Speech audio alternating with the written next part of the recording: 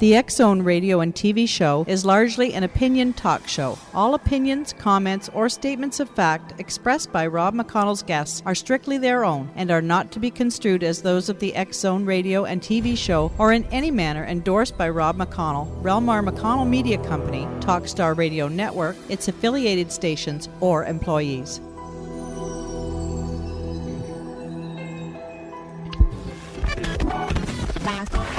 All Hit Radio.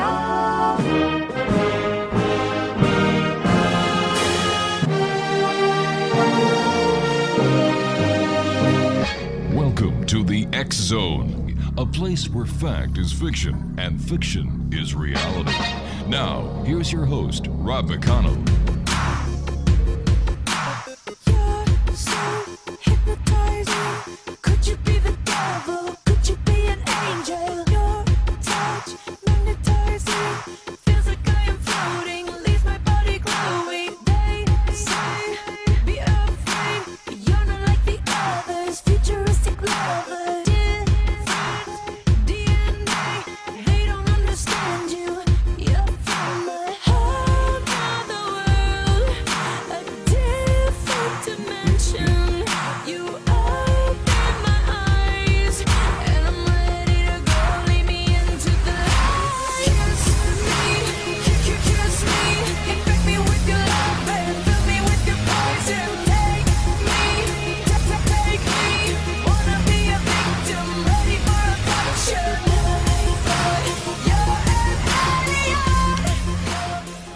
And welcome to a new week here in the X Zone. By the way, it's Halloween evening, so happy Halloween, everyone. I hope everyone's going out dressed up, getting their candies. And I'm not talking about you adults, I'm talking about the kids. Halloween is for children.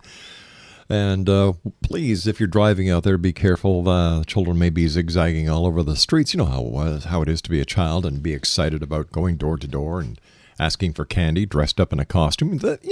Kids, that's what your parents tell you not to do 364 days of the year, is go outside, speak to strangers, and take candies from strangers. But on Halloween, it seems to be okay. Talk about giving a kid mixed signals.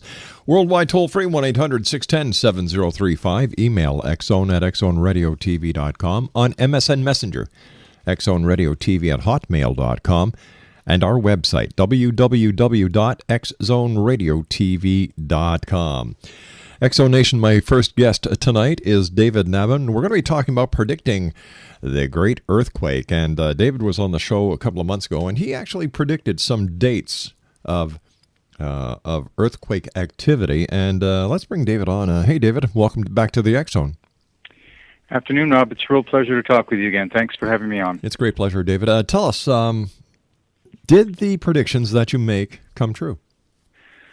Well, I was on your show, I believe, September the 1st, and what happened, I focused on 2 dates specifically. One of them, and I mentioned the hours, actually. I focused on October the 26th from 4:45 to 7:55 p.m. And what happened isn't really evidence, but it's pretty solid proof that, it's not solid proof that every single word I've written in forecasting the catastrophe is, holy writ. What it is, though, is definite evidence that the governor of California should impanel the Earthquake Advisory Council to determine forthwith and beyond a doubt what sort of proof is represented by the dynamics laid out, because there was a 4.8 earthquake that struck no more than 3.5 hours outside of the exact time and date that I had calculated 2.5 years ago and published, and that I had mentioned on, worldwide on your show on September the 1st. So I'm not intimating that the events such as the 26th, even though sizable event like that transpiring so close is, is pretty, it's proof positive. The bar's set much lower. What I'm asking for is simply that we determine whether there is water held by these dynamics.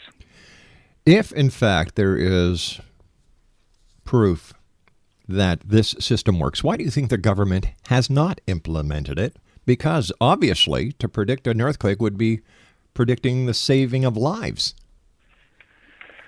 Well, Rob, orthodoxy is it's a wonderful thing. It allows for, expectation of certain standards. It creates norms, and it imposes order on the world. It's a double-edged sword, though. Human stupidity knows no bounds when blind faith is placed in an immutable orthodoxy. And there's been an orthodoxy. The earthquake prediction is impossible crowd has been running the show for the last century. And, history is replete with jaw-dropping reminders of this axiom. I mean, we don't need to talk about Copernicus and Galileo and Columbus and all those mega examples. There's plenty of them in seismology too. I mean, the father of seismology, Alfred Wegener, was pilloried to his death in Greenland in the 1930s.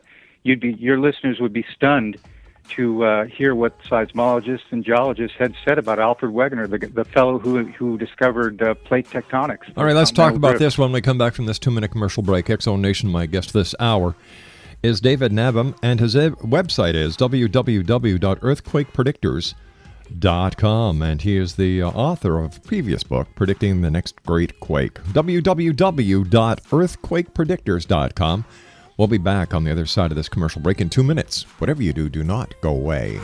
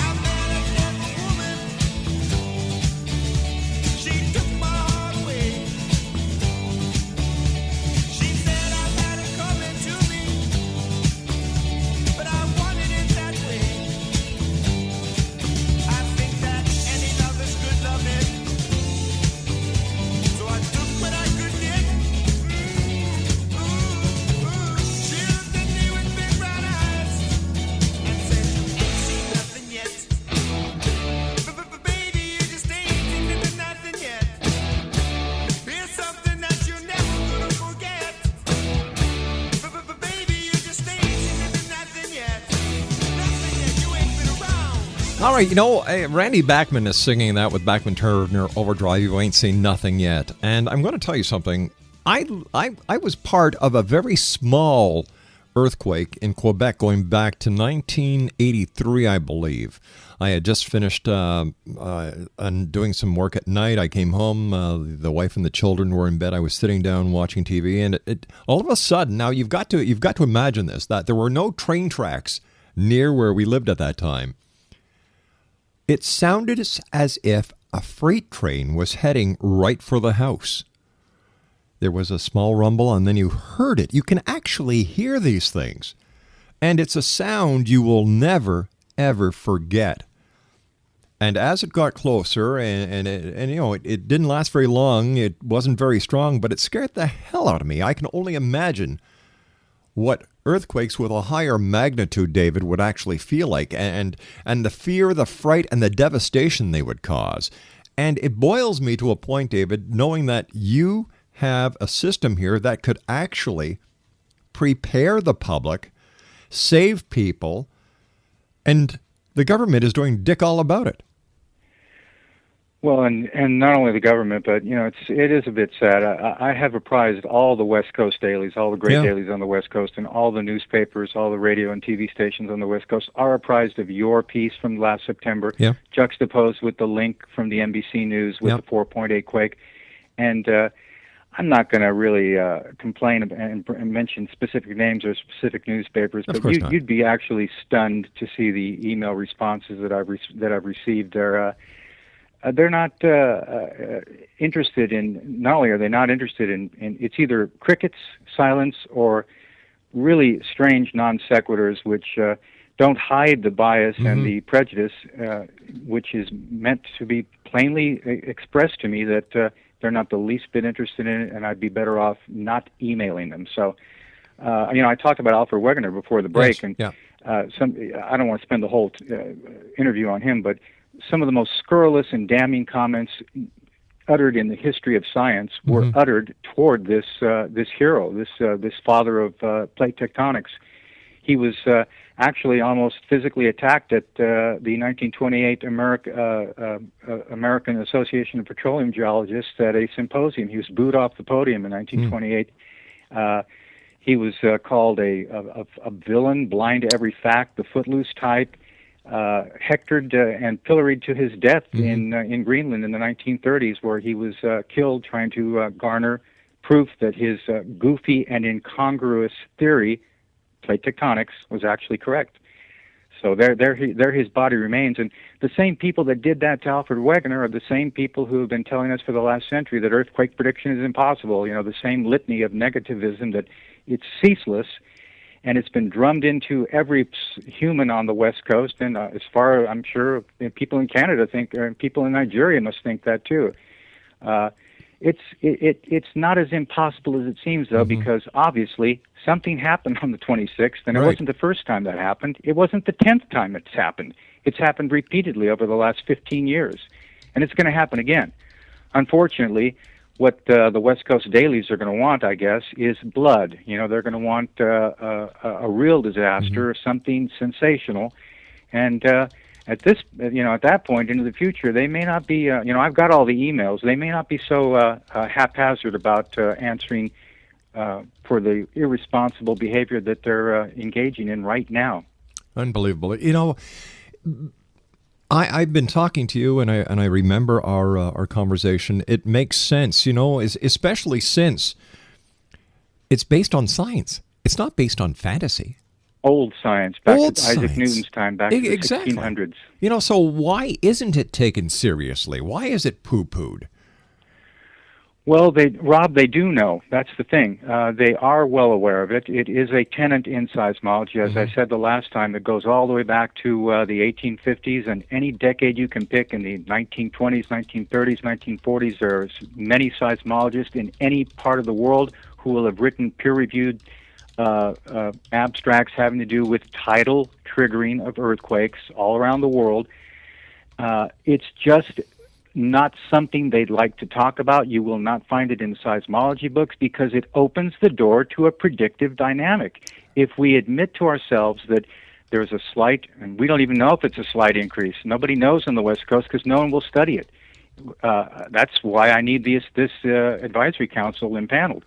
If we admit that there's an increase in the probability for an earthquake on the West Coast during these tidal trigger events, we know when they're going to happen into the future, and oops, that means there's some form of earthquake prediction.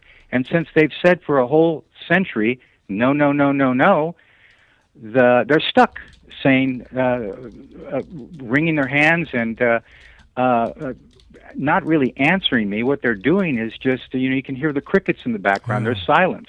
I was in San Francisco during the morning rush Friday talking about this, and I'm actually getting to the point where I'm starting to wonder if, I'm challenging them on the air in their own backyard. Menlo Park was just down the street from the station where I was speaking.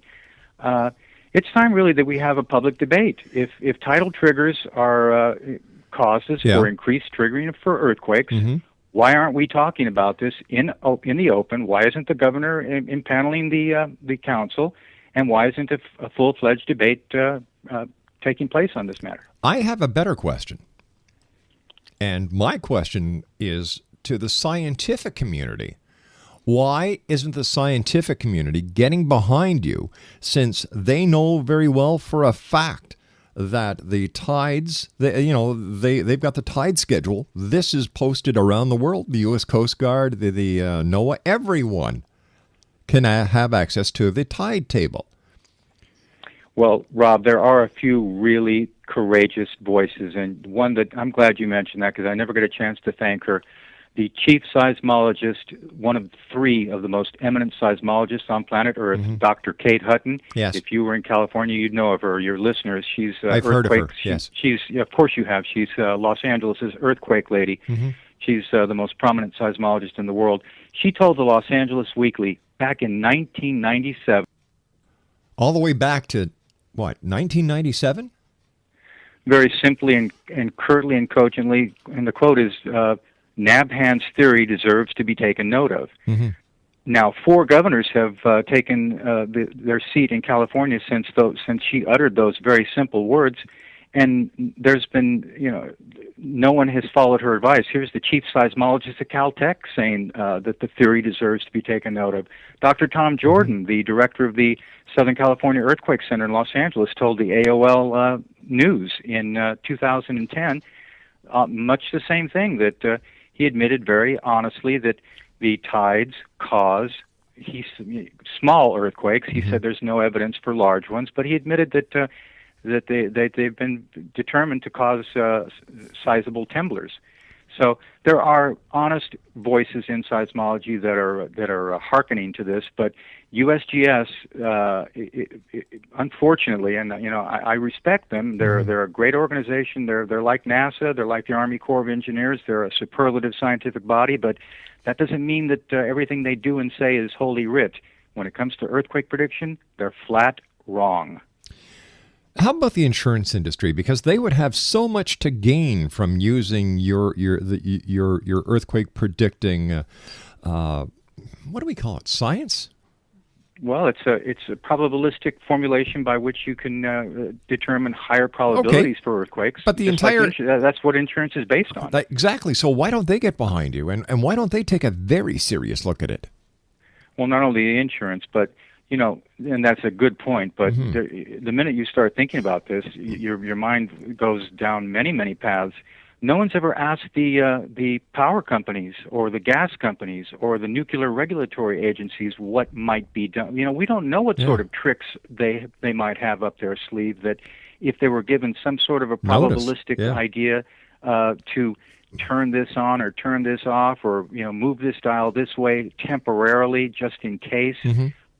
What sort of benefit in the main over large areas with regard to millions of people, and then police and fire, just moving little tricks that the society could engage in, not just insurance. My God, that's only one small part of it, and then we're not even talking about what millions, tens of millions could do on their own. So once again, you ask why they shy away from it.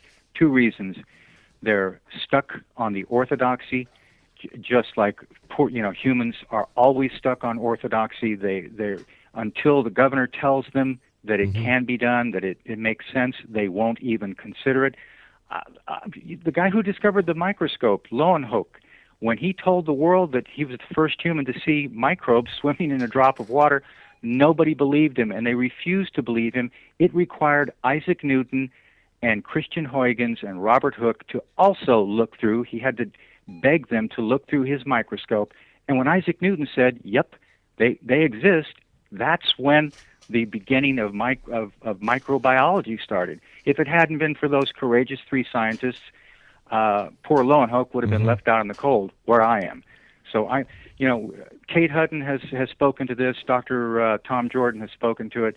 But there's a cacophony of voices of naysayers on the other side that have overwhelmed the argument. We're talking billions of dollars here. We're talking about lives here. Once again, the government agencies responsible, something doesn't make sense here. Is it because the masses don't realize the importance of this? And if the masses did realize this, would they have the power to bend the arm of government? Well, Rob, the world is changing and changing fast. We're seeing people that have really been fed up with a lot of stuff. We're seeing that people are realizing that our banks aren't what they are supposed to, what we thought they were. Our financial institutions are not what we thought they were. Our military is not what we thought they were. Back in my grandfather's day, this world was an honest place. It turns out that everything is, when you dig deep, you find a lot of fake stuff in our society, that our institutions are rotting away, and that includes the newspapers that I just mentioned on the West Coast. That that's why they're going the way of the dinosaurs. That's why people don't pick up the LA Times anymore.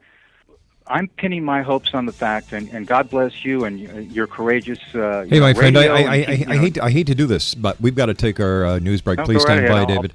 David Nabhan is our special guest. EarthquakePredictors.com.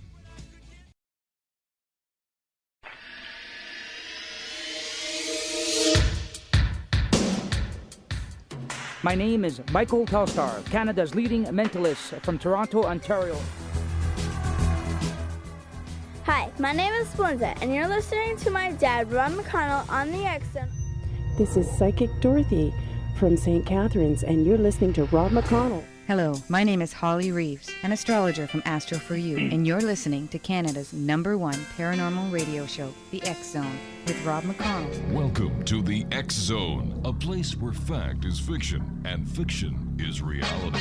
Now, here's your host, Rob McConnell. Life's like this. That's the way it is.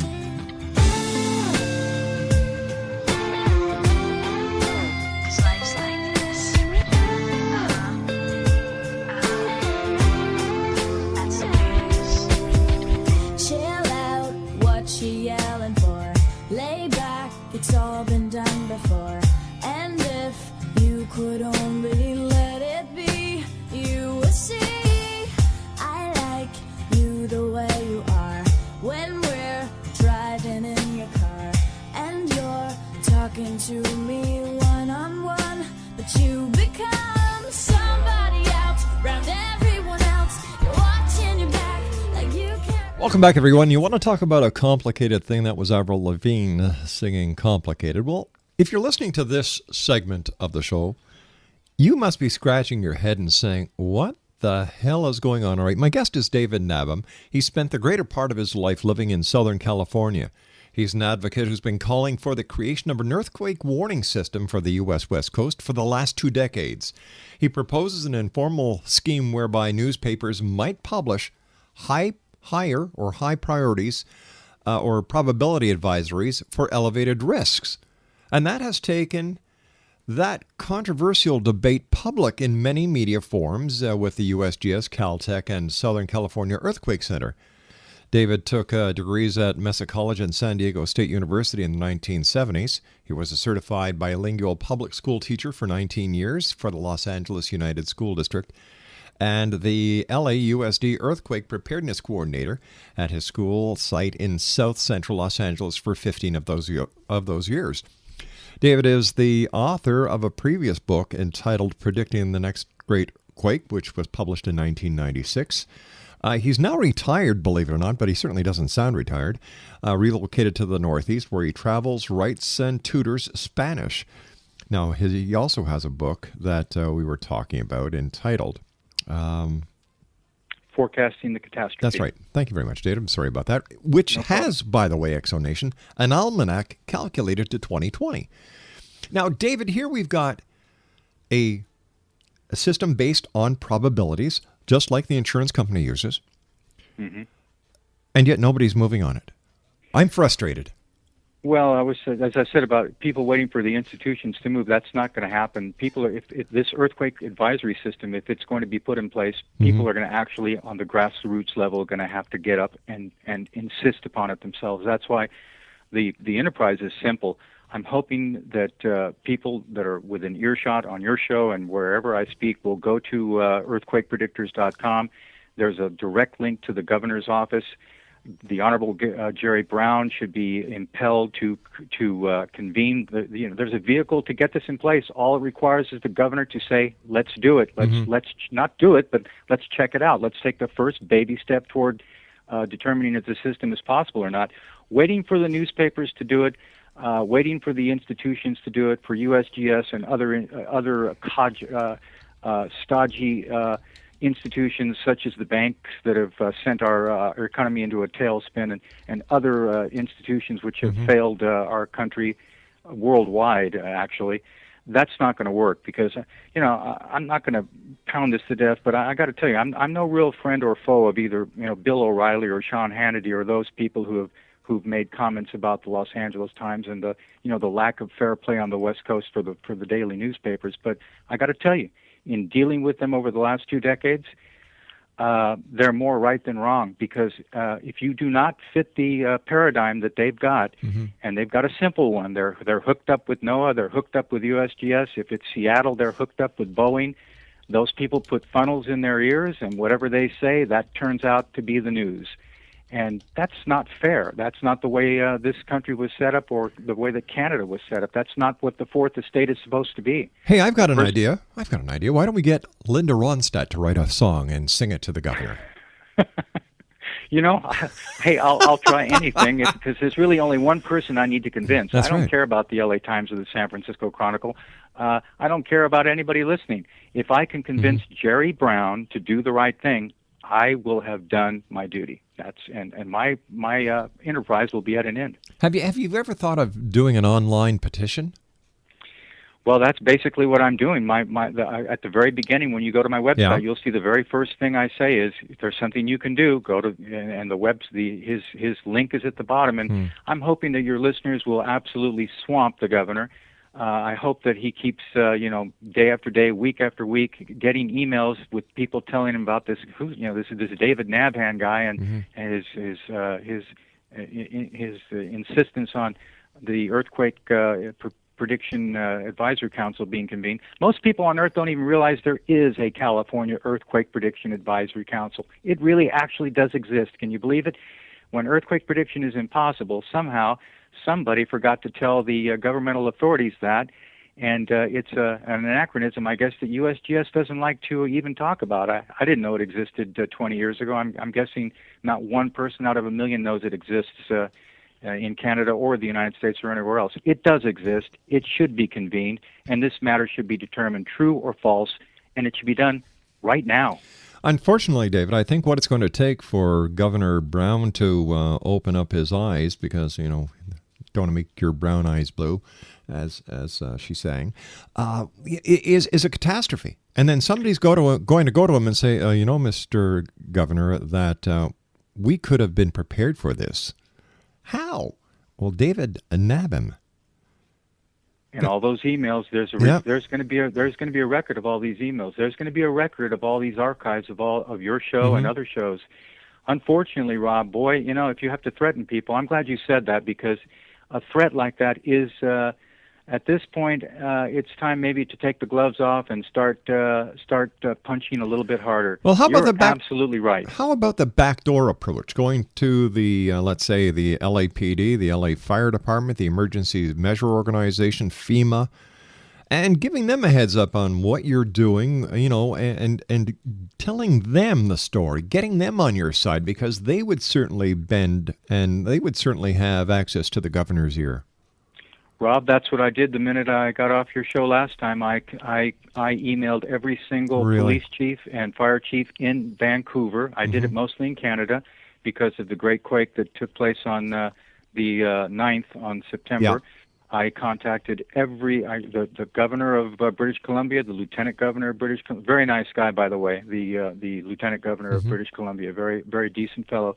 He responded in kind. You've read my mind. We're starting that at this moment.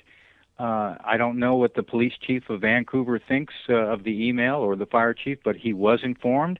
And after this quake, along with the people of Seattle and Portland and the Pacific Northwest and all the way down California, and this quake that took place on October 26th, I emailed them just yesterday and said to ask them to please juxtapose the two emails, one warning them of something that might happen on the 26th, the other showing the NBC report of what happened on the 26th, showing the 3-hour difference in the incremental error based on something done 2.5 years ago, and asking them to please reply what they think this means.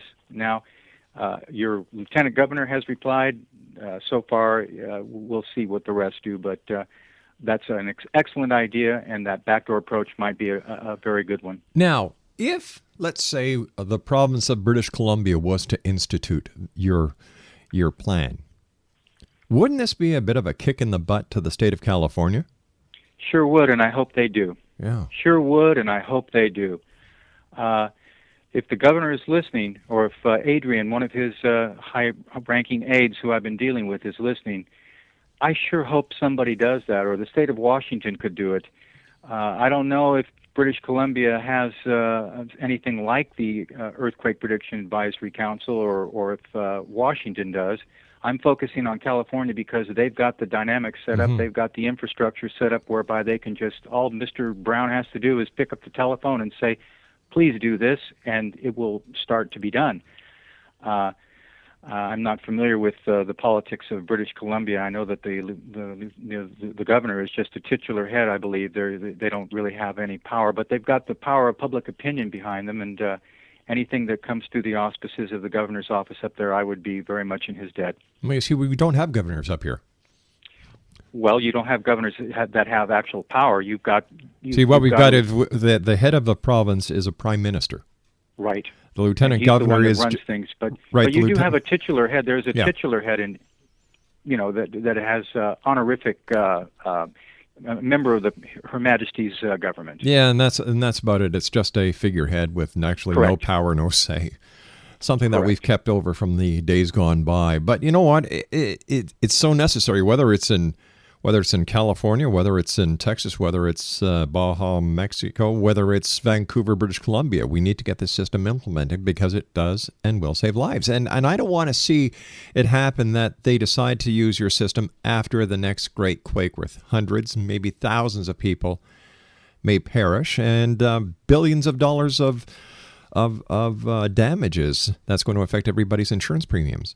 But Rob, isn't that the way humans do things? Unfortunately, if we can be adult about this, Yeah. aren't we really refusing to say what we believe is really Exactly. going to happen? I'm the guy in charge of this, and if you were to ask me to put my money down, I'd have to say that I think that's what's going to happen. Isn't that what happened in New Orleans? Everybody yammered on about those dikes and levees for decades, and now they're interested in them. After the barn is burned down and all the horses and cattle have run away, people start wondering about carpentry at that point, and fixing the hinges on the doors. Exactly. Isn't that the way humans do everything? Unfortunately, yes. We don't learn. I'm trying my hardest to make sure that this doesn't happen. But as far as, my personal interest, and as far as the way I consider my duty being done, of course, I would hope that what I've written would be useful in ameliorating the damage that is going to, especially in Southern California. There is going to be a big quake. It is coming soon, and people are going to die. If I can ameliorate it in some way that there's less death, less damage, less injury, that's one thing. But mostly, and I'm going to be very honest and very selfish about this, I'm doing this so that I can put it on the record that I did my duty, and that if it's not heeded, I will have washed my hands in public, and then whatever happens after that, I've got the record, and those people who dragged their feet, those people who might have caused things to be worse than they should have been, they may have something to answer for. How about another backdoor approach using the schools? After all, you're a former school teacher. You know how kids get behind certain projects, and I've seen a number of students, a number of schools actually make a difference in not only municipal government but state and federal. So why not get the schools behind this? Because if you can save children's lives at the same time, wouldn't the parents want to get behind this kind of plan? And not only would you have students, you'd have the school board, and then you've had the parents. Boom, out. Well, Rob, that's what you're doing. That's what we're both doing right this moment. As we, as we're speaking, I'm hoping that the tens of thousands of people who have an interest in this matter, who have friends or relatives who live in Southern California, who live in Seattle, tell your friends, have them tell their friends, have people go to the website, get the word out, and from a grassroots point of view, there are a million things that need to be done. But if we can focus on, through the force and power of public opinion, to impel the governor to first do the right thing. Maybe I'm wrong. If we had a society that actually did things the correct ways without bundling derivatives that are worthless and selling them on Wall Street, what we do is we'd determine whether I'm blowing hot air or whether I'm talking the truth. That's what's required first. And we have a method by which we can do that. It's very simple. Have it reviewed scientifically. Have it reviewed by this panel that I keep referring to. That is going to be the door that will open the debate. And when that debate is opened, the earthquake prediction is impossible crowd is going to be in big trouble, because I've got tons of evidence that proves that this dynamic should be put in place. What is that it holds water. What is the Earthquake Advisory Board doing now? They don't do anything. What they no, it's I'm not making fun. Yeah. They don't sit. They only are convened.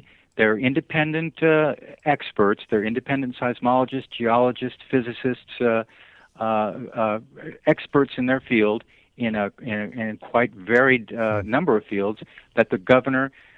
Since, obviously it's very rare that somebody like me comes along with an earthquake prediction or precursory seismic plan.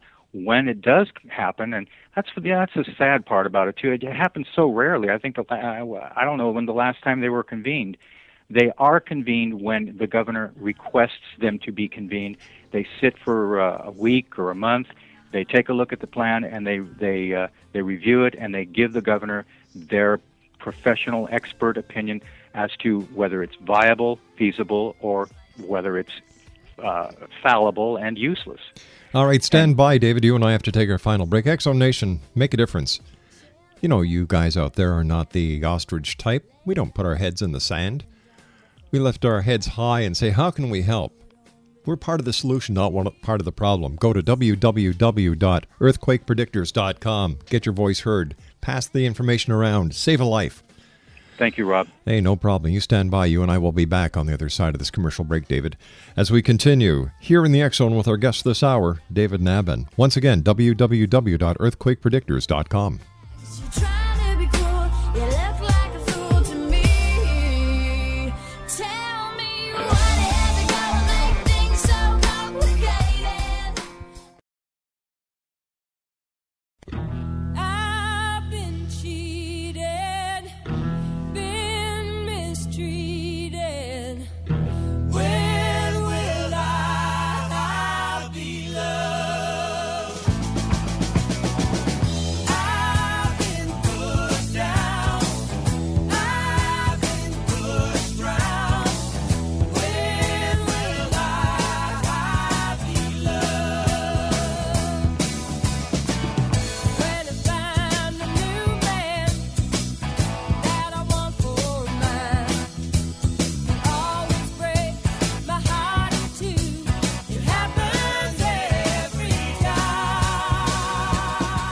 You know what, Exxon Nation? Craig just held up a picture of Rudy Giuliani and a picture of Jerry Brown. They could pass for twins these days. Huh. What's going on here? And Linda Ronstadt, when will I be loved? It's very simple, Linda. You'll be loved really by Jerry, if he still does love you. I don't know what the relationship is. Maybe, Linda, if you're listening, you can get him to contact David and talk to David one-on-one about the earthquake prediction system that we've been talking about for the last hour. David, as always, great having you with us. You've got an important message that needs to get out there. We have to open up the eyes somehow before it's too late. Well, you took the words out of my mouth about Ms. Ronstadt. If she is listening, I hope she will drop a line to Jerry and tell him that, all I'm asking is for him to do the right thing. And in Canada and the United States, in San Francisco with the history of gold, hard-nosed, tough-minded, but fair-minded gold rushers, we're the United States and Canada is two countries where when you talk about somebody being given a fair shot, that's what these countries are about. I mean, I'm not asking for anything that I don't deserve, nothing more, nothing less than a fair hearing. And I don't think most people, feel distressed when that's denied somebody, especially when the matter at hand, this is a very serious matter. Yeah. I don't want to end it with, panic and fear-mongering, but when those southern sections of the San Andreas move around greater Los Angeles, USGS says 2,000 people are going to die, 40,000 people are going to be injured, and there won't be numbers enough to count how much damage will be there in its wake. So something needs to be done rather than, as you said, sticking your head in the sand like an ostrich. Something. And since my plan, in lieu of anybody else suggesting anything, I'm suggesting that this plan be looked at, and the governor's link is on my website. If your listeners would be kind enough, I'd be greatly in their debt if they would drop him a quick email saying, hey, I heard the guy on the radio. He doesn't sound insane to me. And by God, you ought to really at least give him a chance to see what sort of water his dynamics hold. Dr. Kate Hutton says you should listen to it. that's good enough for me, and that should be good enough for anybody. And of course, it's very important that we get this word out there. Pass the word along. Get your friends, your family, your relatives, whether they're in the United States, Europe, anywhere where you listen to the show. Go to www.earthquakepredictors.com. That's www.earthquakepredictors.com. David, we've come to the end of this segment. I want to thank you ever so much for joining us. We'll have to have you back on in the near future because this is a topic that needs to be pushed. People need to make changes. And, after all, isn't the great United States of America based on we the people instead of I the person? It certainly is, and I am greatly in your debt for standing up for that. Oh, it's my great pleasure, my friend. It's always great talking to you. Quickly, give our listeners, plug your books and plug your website. Well, the Forecasting the Catastrophe is now an ebook. It's only $3. I've made it to where anybody can grab it, within a minute for just for a few dollars. Go to www.earthquakepredictors.com. Click on the link. Check the book out.